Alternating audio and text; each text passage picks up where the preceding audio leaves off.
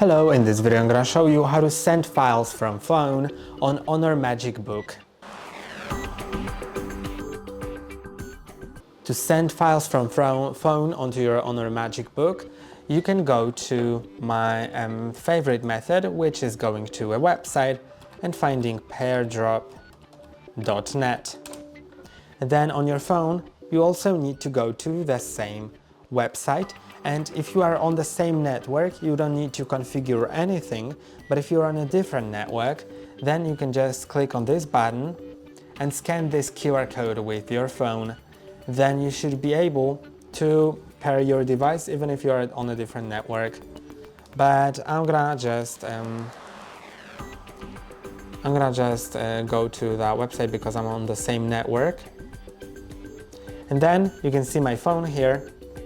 And here you can see my laptop on my phone screen.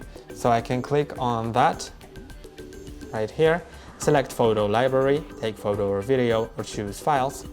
So I'm gonna just take a photo or video now.